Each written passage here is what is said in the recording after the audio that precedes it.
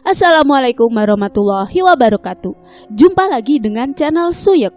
Kali ini saya akan membawakan cerita horor yang berjudul Kutukan Si Jiwo. Oke teman-teman, kita langsung ke ceritanya.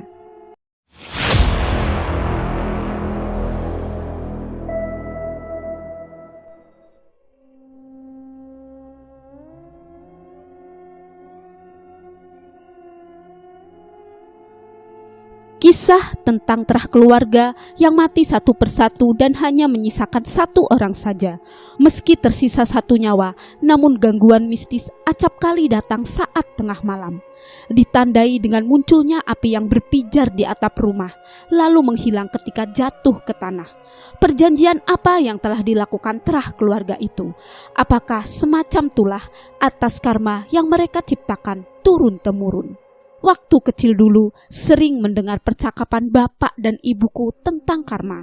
Karma baik atau buruk yang kita ciptakan sebetulnya bukan untuk kita nantinya, yang akan menuai anak keturunan dari kita kelak. Mirip pohon akar yang akan terus menjalar membuat tunas baru. Soal siapa yang menerima karma itu akan terjadi secara random, tidak mengenal batas usia, kapan, dan di mana. Aku sering dengar ibuku ngomong begini, "Ben wae sesuk nek gaweane ming kloro uwong bakale ngemut drijine dhewe." Kalimat itu yang masih terngiang sampai saat ini. Ternyata kejamnya dunia bisa bikin orang gelap mata, merubah pribadi orang yang dulunya baik menjadi beringas, bahkan sanggup melukai hati orang-orang di sekitarnya tanpa perasaan. Orang yang tidak memiliki perasaan pasti dengan mudah akan melukai hati orang lain. Dunia juga tidak selalu menyuguhkan makanan enak. Ada kalanya makanan busuk dihidangkan untuk membuat kita sadar bahwa tidak semua harus dimakan. Cukup dibedakan mana yang layak dan yang tidak layak. Terah keluarga Mbah Sudarwongso terdiri dari 3 keluarga. Mbah Sudarwongso ini memiliki 3 anak, 2 laki-laki dan 1 perempuan. Ketiganya sudah berkeluarga dan memiliki anak. Putra pertama dikaruniai 3 anak, 1 laki-laki dan 2 perempuan. Putra kedua dikaruniai 2 anak, keduanya perempuan. Putri ketiga memiliki 1 anak laki-laki. Mereka tinggal berdekatan dengan rumah induk yang didiami Mbah Sudar, kakung dan putri. Sedangkan ketiga anaknya tinggal di sebelah kanan dan kiri dan belakang rumah. Rumah Mbah Sudar ini terbilang luas untuk ukuran rumah di kampungnya. Maklum, Mbah Sudar mantan kepala desa di sana, namun cukup tersohor di mana-mana. Siapa yang tidak mengenal beliau?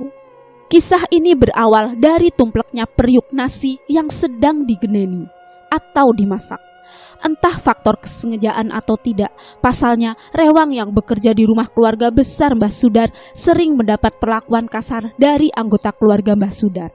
Orang yang bekerja di sana ada 5 orang, 2 laki-laki dan 3 perempuan. Kang Yono dan Lek Legiman bekerja sebagai tukang bersih-bersih dan memberi makan sapi. Sementara Mbak Diah, Mbok Jum, dan Mbak Sri bagian bersih-bersih dan masak. Mereka bertiga bergilir membersihkan rumah Mbah Sudar dan ketiga anaknya. Bisa dibayangkan gimana lelahnya mengurus 4 rumah yang lumayan luas tersebut. Pagi itu semua tampak biasa saja. Rutinitas memasak sarapan untuk keluarga Mbah Sudar sudah menjadi hal wajib. Pukul 3 subuh sudah harus memulai menyiapkan menu apa yang akan dihidangkan. Mbok Jum sibuk membuat perapian, sementara Mbak Sri menyiapkan sayuran dan lauk yang akan dimasak. Sedangkan Mbak Diah mencuci beras. "Mbak Sri, jam segini kok ada dokar? Arahnya ke sini?" tanyanya heran. "Wis biasa ya, Mbah Sudar sering keliling kampung waktu tengah malam." "Kok tengah malam keliling kampung, Mbak? Memang ada penumpangnya?" tanya dia lagi. "Hus, wis diem aja ya. Nggak patut membicarakan orang. Lihat tuh, Mbah Sudar mau masuk ke dalam rumah," ujar Mbak Sri seraya merapatkan ibu jarinya di mulut, isyaratkan untuk menyudahi obrolan. Dia tercekat, matanya membelalak tajam. Ia terkejut manakala melihat Mbah Sudar kakung bertelanjang bulat tanpa sehelai kain melekat di badannya. Hampir saja ia teriak. Untung saja Mbak Sri sigap membekap mulutnya dan mencengkram kuat lengannya untuk tidak bergerak. Hampir saja. Lagian kamu ini dia. Udah kubilang gak usah ngintip-ngintip.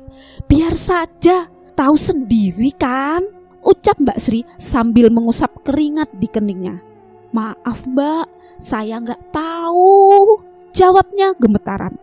Memang dia belum lama kerja di tempat Mbah Sudarwongso. Baru sebulan tinggal di rumah itu. Mbak Sri yang mengajak dia bekerja di situ.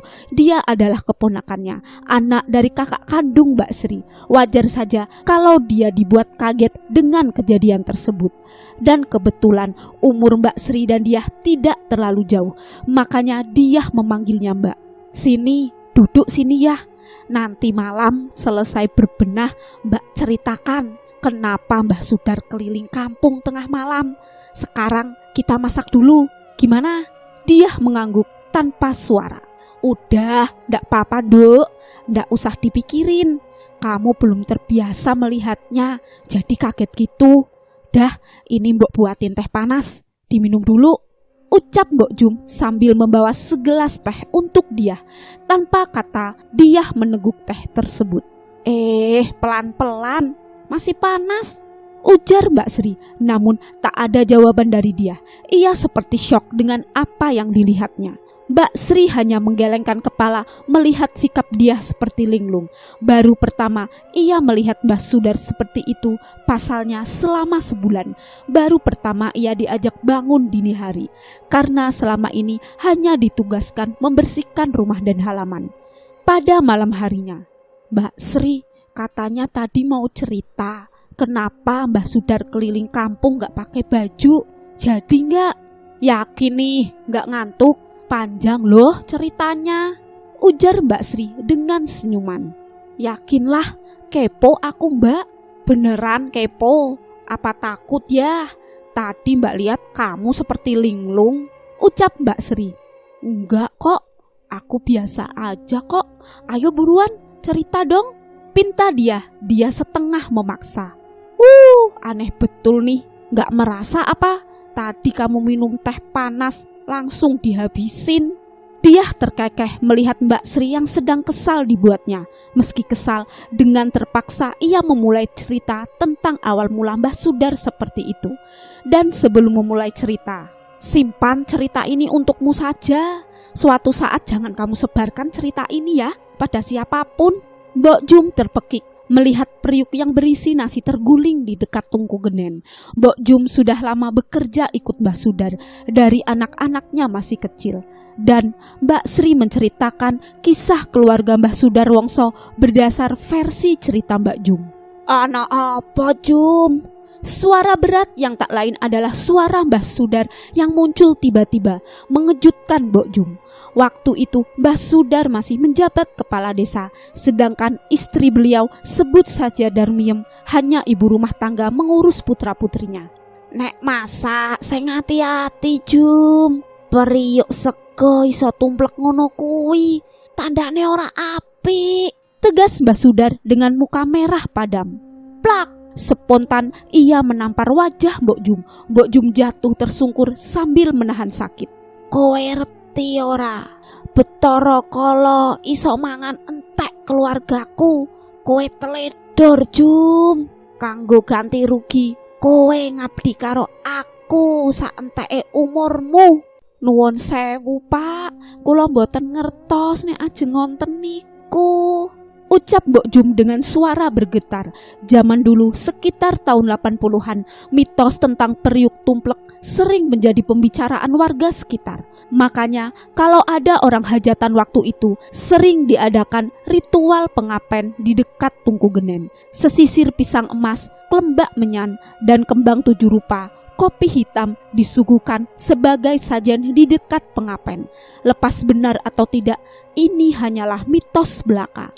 Ritual seperti ini tidak semua orang mempercayainya. Ada sebagian yang sudah meninggalkan karena dianggap musyrik. Kembali lagi ke individu masing-masing. Karena bagi masyarakat, adat masih ada pantangan ketika akan melakukan hajat besar. Mbak, kok diem? Lanjut dong. Suara dia memecah lamunan Mbak Sri yang tengah menatap plafon rumah. diam di tengah-tengahnya cerita yang baru sedikit bergulir. "Shh, kamu denger gak? Suara apa itu? Ada burung malam gini. Burung apa ya? Mana? Gak denger aku, Mbak." "Wes, biarin aja. Lanjutlah ceritanya." Tak minum dulu," ucap Mbak Sri. Setelahnya ia duduk di samping dia. Sesekali matanya menatap Mbok Jum yang tengah terlelap sambil merapatkan selimut. Entah mengapa cuaca malam itu terasa dingin. "Aku mulai lagi. Tapi sampai sini kamu gak takut kan?" tanya Mbak Sri meyakinkan dia. "Enggak, Mbak," jawabnya singkat. Bu Darmiem yang mendengar suara suaminya bicara dengan nada tinggi ditambah suara tamparan bergegas ke dapur. "Ono opo to, Pak?" tanyanya dengan cemas. "Mbok, periuke kenopo kok iso tumplek? Nuwun sewu, Bu, ujuk-ujuk ngonten niku." Lalu Mbah Sudar menyaut, "Entek, Bu, entek, wes tondo elek." Bu Darmiem hanya terdiam sambil menatap periuk dengan ceceran nasi yang baru setengah masak. "Mbok Jum, beresi periuk kui. Dino iki ora usah masak, aku mangan ning jobo." Bu Darmiem pergi begitu saja, tak peduli dengan keadaan Mbok Jum yang masih menahan sakit akibat tamparan Mbah Sudar. "Hati-hati Jum, nek masak," timpal Mbah Sudar sambil meludah di depan Mbok Jum. Lantas berlalu begitu saja. Mbok Jum hanya bisa mengelus dada. Begitu sakit rasanya diperlakukan seperti itu, meski bukan penuh kesalahannya. Tapi Mbok Jum menjadi sasaran kekesalan majikannya. Semenjak hari itulah rentetan karma buruk tercipta. Menjalar mencari kesialan yang tak kunjung usia. Tidak tahu doa apa yang sering dilantunkan Mbok Jum karena sakit hatinya begitu membekas. Keluarga Mbah Sudar pun tak pernah menyadari selama ini perlakuannya menyulut amarah yang tidak terlihat. Mbah Sudar pun tak tinggal diam. Setelah periuk tumplek itu, ia melakukan lelaku keliling kampung tengah malam tanpa pakaian atas anjuran dari gurunya. Ia akan berkeliling ke 4 penjuru desa itu. Pernah suatu ketika ada yang melihatnya, tapi ada yang aneh. Di kursi belakang dokar ada satu sosok bertubuh gempal duduk dengan muka menyeringai. Mbah Sudar seperti tidak menyadari ada sosok seram di belakangnya. "Ah, tolong Bu, sakit, tanganku loro, dicakar-cakar." Mbah Sudar mengigau, teriak histeris. "Pak, eleng Pak." Dengan cemas, Bu Darmiem berusaha membuat suaminya sadar. Keringat membasahi sekujur tubuhnya. Ia mengerang kesakitan, tapi anehnya di setiap bagian tubuhnya banyak cakaran kuku tajam. Entah dari mana asalnya. "Bu, aku wedi." Mbah Sudar terbangun, sorot matanya tampak ketakutan. Ia mencengkram tangan istrinya sembari mengibas-ngibaskan tangannya seolah mengusir sesuatu yang tak kasat mata. "Ada apa, Pak? Bapak mimpi?" telisik istrinya. "Minum dulu biar tenang." Hanya satu tegukan saja Mbah Sudar mampu meminumnya. Ia seperti ketakutan. Ketika meminumnya justru kepanasan, jadi mirip kalau kena rabies. "Malam ini tolong panggilkan Pak Gendon, Bu. Ada yang aneh dengan mimpi Bapak.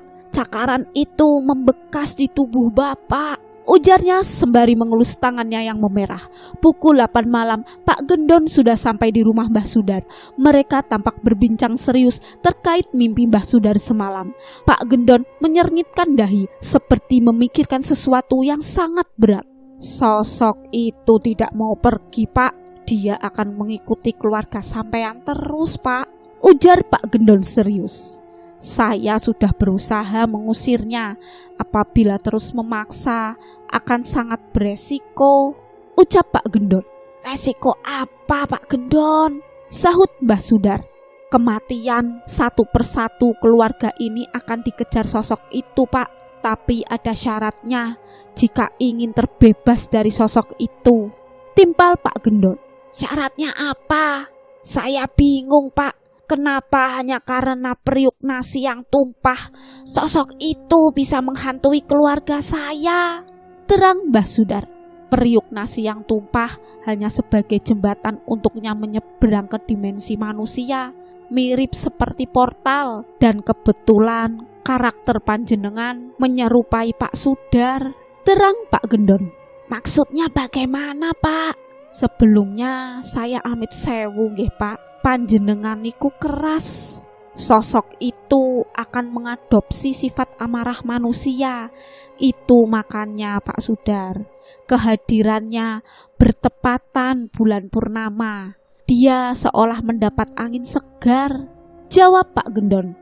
Sebetulnya Pak Gendon enggan menjelaskan perihal sosok itu pada Pak Sudar, karena sifat Mbah Sudar yang sok dan suka main tangan. Ia suka memaksakan kehendaknya pada siapa saja, termasuk sikap ringan tangannya pada rewangnya di rumah. Mungkin inilah yang mengakibatkan munculnya entitas negatif di rumah tersebut. Lalu syaratnya apa Pak Gendon? Saya harus bagaimana? Tanya Mbah Sudar. Ada satu syarat yang Pak Sudar harus lakukan dan tidak bisa terputus satu malam saja, ujar Pak Gendon seraya berjalan menuju tungku genen di dapur. Apa itu Pak? Tanya Mbah Sudar sambil berjalan mengekor mengikuti Pak Gendon. Pak Sudar harus berjalan mengelilingi kampung saat tengah malam tanpa mengenakan pakaian sama sekali. Panjenengan harus melakukan itu. Tidak boleh lewat satu hari saja. Jelas Pak Gendon. Kenapa saya harus melakukannya Pak? Apa nantinya akan bisa menebus kesalahan yang saya perbuat? Tanya Pak Sudar. Pak Gendon mengernyitkan dahi, mencoba mencari jawaban atas pertanyaan Mbah Sudar. Begini Pak, sosok itu akan menuntut balas jika Bapak tidak menebus kesalahan yang Bapak perbuat. Jika melewatkan satu hari, itu sama saja satu nyawa anggota keluarga Pak Sudar akan hilang. Jelas Pak Gendon. Apa? Mbah Sudar terpekik mendengar kalimat terakhir yang dilontarkan dukun itu. Wajahnya tampak pucat pasi, menahan ketakutan yang teramat sangat. Akhirnya, mau tidak mau, ia melakukan ritual keliling kampung tengah malam tanpa sehelai kain menutupi tubuhnya. Sebetulnya, waktu kejadian periuk nasi tumpah di tungku genen, saat Mbah Sudar meludahi Mbok Jum, air ludah itu dipungut kembali oleh Mbok Jum. Diambilnya dengan plastik lalu menyimpannya di balik lipatan kain. Kamu mau tahu motif Mbok Jum mengambil air ludah majikannya? Kenapa Mbok Jum sampai melakukan hal itu? Jadi begini ceritanya. Sebelum Mbak Sri, Diah, Lek Legiman, dan Yono bekerja di rumah itu, Mbok sudah lebih dulu bekerja di sana. Dari anak-anak Mbah Sudar masih kecil hingga mereka berkeluarga. Namun perlakuan kasar keluarga itu memang sudah dari dulu. Pasti kalian bertanya, kenapa Mbok Jum masih bertahan walau diperlakukan kasar? Asal mula Mbok bisa datang ke keluarga itu karena membayar hutang keluarganya yang terbilang cukup besar pada keluarga Mbah Sudar. Keluarga Mbok Jum hidupnya memang jauh dari kata cukup. Untuk makan sehari-hari saja kadang sulit. Mbok Jum anak pertama dari 5 bersaudara, harus ikut bekerja untuk membiayai kebutuhan adik-adiknya supaya bisa makan.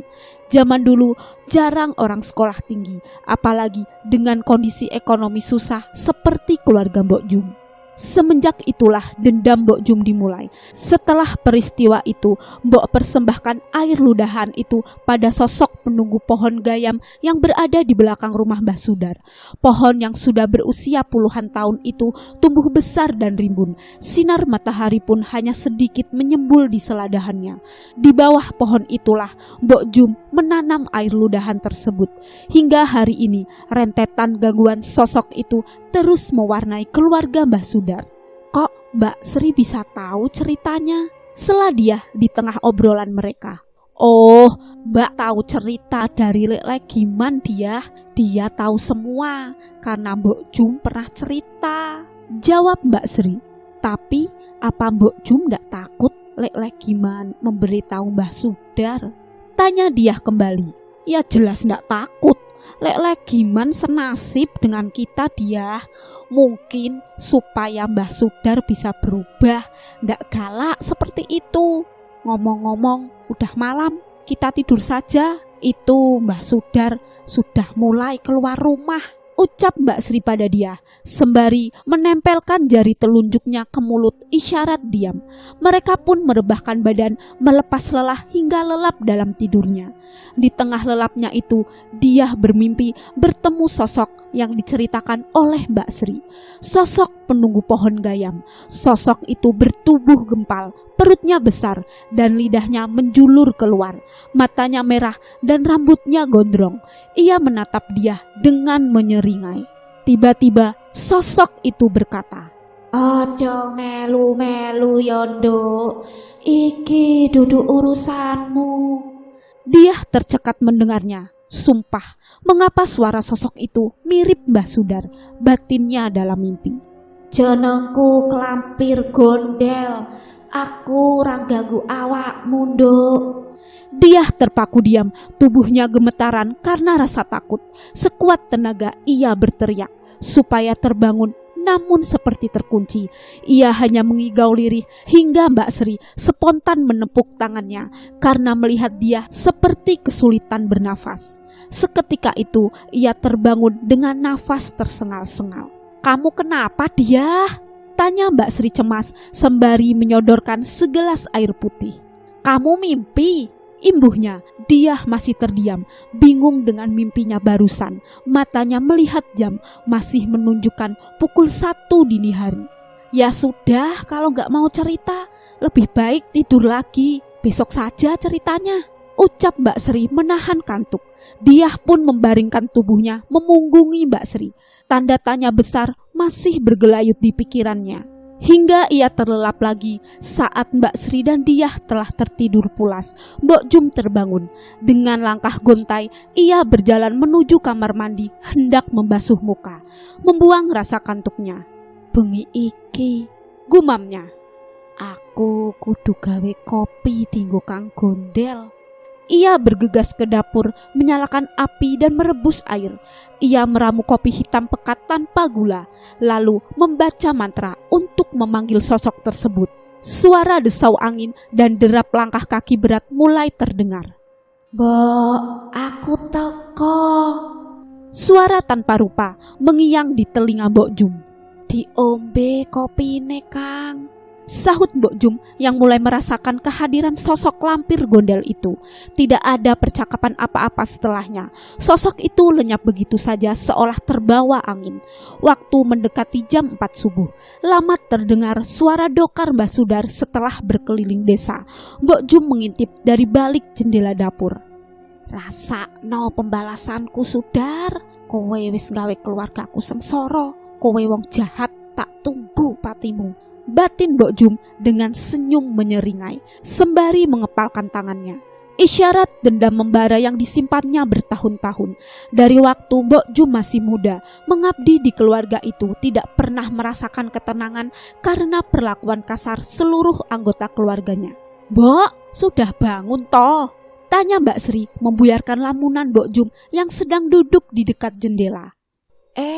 Kaget aku, Sri." Mbok Jum kaget sembari mengelus dada melihat Mbak Sri sudah ada di sampingnya.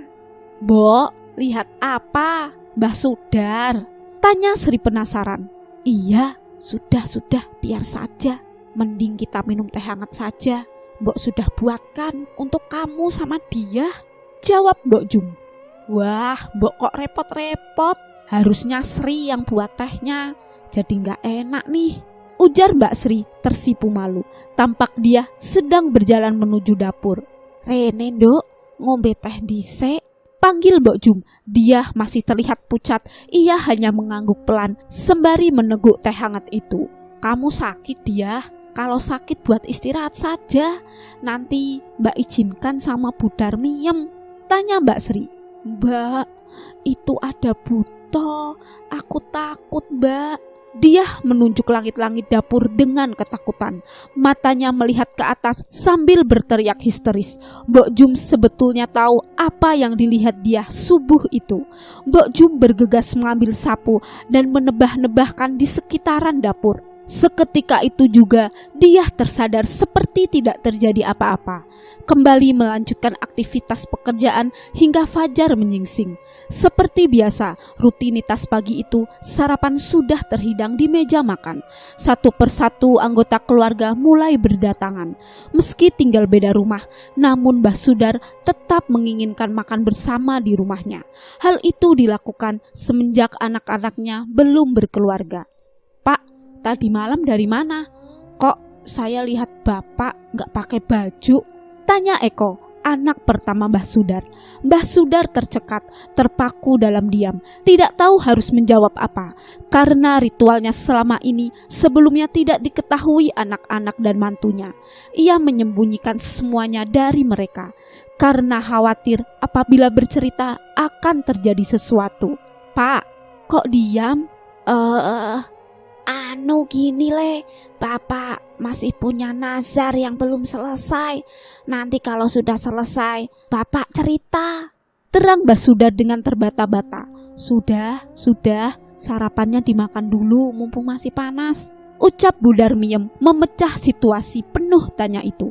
Singkat cerita, selesai sarapan, mereka mulai bersiap untuk bekerja. Setelah mengantar anak-anak ke sekolah, yang tinggal di rumah hanya Bu Darmiem, menantu dari anak keduanya dan anak perempuannya. Sementara yang lain bekerja, Bu Darmiem banyak menghabiskan waktu di taman belakang. Sekitar pukul 2 siang, Bu Darmiem duduk santai di dekat pohon gayam yang tumbuh rindang. Semilir angin membuatnya tertidur. Jangan, tolong." Bu Darmiem bermimpi bertemu sosok lampir gendol. Ia mengigau dalam tidurnya, namun tidak ada yang mendengar. Taman belakang rumah Bu Darmiem tampak sepi saat siang hari. Anak dan menantunya lebih memilih tidur siang di rumahnya masing-masing. "Tolong, jangan sakiti saya salah apa?" ujar Bu Darmiem diselimuti ketakutan. "Aku sek manggon nang kene, lunga kowe." "Darmiem, nek ora lunga tak enteki keluargamu." Sosok lampir gondel terus mendekati Bu Darmiem, berusaha mencekik lehernya. Bu Darmiem menjerit histeris lalu terbangun. Nafasnya terengah-engah, keringat membasahi tubuhnya. Dengan langkah gontai, ia berjalan masuk ke dalam rumah sambil menatap ke atas pohon gayam itu. Aroma mistis sangat kuat menyelubungi, membuat bulu kuduk merinding. "Kenapa, Bu? Kok seperti ketakutan?" tanya Mbok Jum. "Ndak apa-apa, Mbok. Ambilkan saya air putih." Bu Darmiem duduk di ruang tamu, masih tidak percaya dengan mimpinya barusan. Selang beberapa detik kemudian, Mbok Jum sudah ada di ruang tamu dengan segelas air putih di tangannya. "Ini, Bu, air putihnya." Tanpa kata, Bu Darmiem meneguk segelas air putih dengan beringasnya seperti orang kehausan. "Rasakno kowe, sengsaramu wis diwiwiti Darmiem," batin Mbok Jum sambil menatap majikannya dengan sinis. Semenjak kejadian itu, Bu Darmiem sering melamun dan mengurung diri di kamarnya. Tidak mau makan dan minum, bahkan mandi. Rambutnya kusut berantakan dan suka tertawa sendiri. Mbah Sudar bingung dengan kondisi istrinya setelah mimpi bertemu sosok tersebut. Kian hari semakin parah hingga suatu ketika Mbah Sudar mendapati istrinya tergantung di atas pohon gayam dengan kondisi sudah meninggal dunia. Ya, Bu Darmiem bundir. Entah apa yang merasukinya. Kegilaan itu merusak akal sehatnya. Sepeninggal istrinya, Mbah Sudar mulai kehilangan semangatnya untuk melakukan ritual itu lagi. Ia pun sama, lebih banyak melamun dan mengurung diri di kamarnya. Kondisi sama persis seperti yang dialami istrinya. "Bapak, makan ya, Eko suapin. Nanti Bapak sakit kalau nggak makan." Mbah Sudar tetap diam, tatapannya kosong. Ia tak menghiraukan anak-anaknya. Di situasi yang mengkhawatirkan itu, anak-anaknya inisiatif membawa orang tuanya ke rumah sakit. Alhasil, diagnosa dokter, Mbah Sudar tidak sakit apa-apa. Kemungkinan yang lain, beliau depresi sejak kematian istrinya beberapa waktu yang lalu. Akhirnya peristiwa tragis itu terjadi lagi. Mbah Sudar melakukan bundir di atas pohon gayam. Bisa dibayangkan bagaimana anak-anaknya menghadapi kondisi tersebut. Kematian yang tidak wajar hingga menembus rumor kalau keluarga Mbah Sudar mengambil pesugihan, dan tiba waktunya pengambilan tumbal satu persatu anggota keluarganya. Padahal di balik itu semua, dendam seorang Mbok Jum sedang dimulai.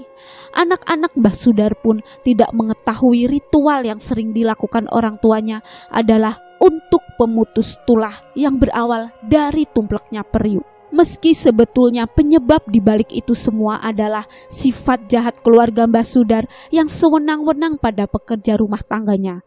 Hingga pada suatu ketika, Mbok Jum duduk di bawah pohon di mana ia melakukan pertalian dengan sosok lampir gondel. Dendamku sudah terbalas. Aku hanya menginginkan kematian kedua majikanku. Sudah saatnya kau pergi dari sini. Mbok Jum berbicara memohon untuk menyudahi. Sementara di balik tirai dapur, Mbak Sri dan dia terus memperhatikan apa yang sedang dilakukan Mbok Jum yang tengah bersujud di depan pohon gayam. Mbok Jum lagi ngapa ya? Ucap dia penasaran. Mbak Sri hanya diam, matanya sibuk melihat Mbok Jum. Tiba-tiba angin berhembus cukup kencang hingga masuk ke sela-sela jendela. Hawa dingin menyeruak diiringi dengan suara hentakan kaki raksasa serasa bergetar. Terdengar beringas suara tanpa rupa. Aku takut, Mbak. Dia mencengkram lengan Mbak Sri yang juga ketakutan.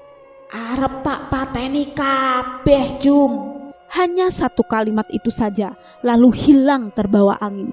Mbok Jum tertunduk pasrah. Ia bingung harus berbuat apa lagi. Mbak Sri dan dia bergegas lari ke kamar, sembunyi di dalam selimut.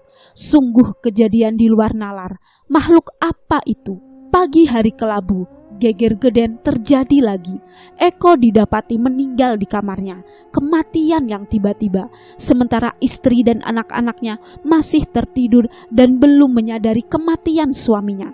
Suaminya meninggal dalam tidur. Saat dibangunkan, tubuh Eko sudah kaku dan dingin. Sita berteriak histeris melihat suaminya sudah terbujur kaku. Ketiga anaknya pun menangis sembari menggoyang-goyangkan tubuh ayahnya. Selang beberapa menit, Mbok Jum, Diah dan Mbak Sri berlari menuju rumah Eko. Di sana sudah ada Lek Legiman dan Lek Yono. Kamu panggilkan Heru dan Rini, suruh kemari. Mbok Jum menyuruh Mbak Sri dan dia untuk memanggil adik-adiknya Eko. Mereka berkumpul dengan isak tangis yang tiada henti. Pasalnya, kejadian itu begitu cepatnya. Hari itu digelarkan prosesi pemakaman Eko. Lagi-lagi warga menaruh curiga. Kematian beruntun dan tiba-tiba dikaitkan dengan pesugihan. Sepeninggal suaminya, Sita dan anak-anaknya memilih pulang ke rumah orang tuanya. Ia masih sulit melupakan suaminya jika masih tinggal di rumah tersebut. Sepertinya ia juga mengalami hal mistis dan akhirnya memilih keluar dari rumah tersebut. Begitulah seterusnya. Kematian beruntun terus berjalan, sangat tiba-tiba dan sulit dicerna akal sehat. Heru, adik Mas Eko, pun tak luput dari incaran sosok tersebut. Pak Gendon yang mendengar berita kematian keluarga Mbah Sudar akhirnya datang berkunjung. Ia disambut anak kedua Mbah Sudar, Heru. Namun Heru bingung apa maksud kedatangan Pak Gendon. Selesai. Oke teman-teman, sekian cerita dari saya. Wassalamualaikum warahmatullahi wabarakatuh. See you next time. Bye.